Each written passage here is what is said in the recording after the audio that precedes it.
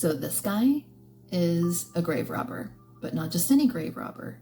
He was digging up children and turning them into dolls. Absolute insanity. And somehow he didn't get caught for almost a decade. Guys, I can't even believe that this is an actual real story, but it is. This is Anatoly Moskvin. He was a writer and former lecturer from Russia. Hella smart guy, okay? For years, people had been noticing strange disturbances in cemeteries, but they couldn't figure out what was going on. Graves were being disturbed, coffins were being opened, and in some cases, the bodies were gone.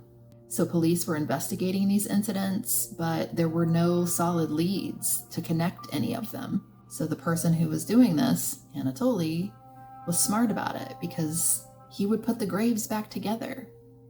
And there's a reason for that. He would spend ungodly amounts of time in cemeteries. He was basically obsessed with them.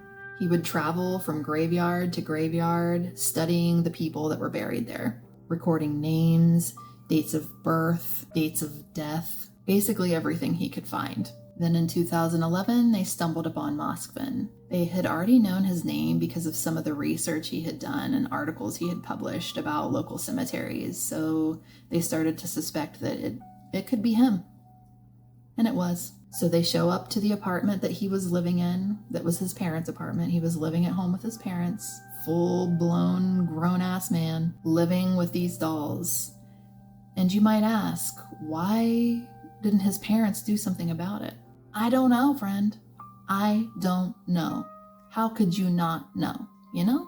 So he was bringing these bodies home and preserving them because he believed that if he preserved the bodies, science would eventually find a way to bring them back to life. Yeah. Not only was he preserving them, he was dressing them, he was putting makeup on them and drawing fake faces on them. Sometimes he would even sew on buttons for their eyes. So how does a person get to this point? Moskvin's story isn't so simple. It starts decades earlier with his pretty traumatic childhood, and he had a few instances where things were pretty fucked up for him. So he was taken to trial, but in 2012, he was determined to be unfit to stand trial because of schizophrenia, allegedly.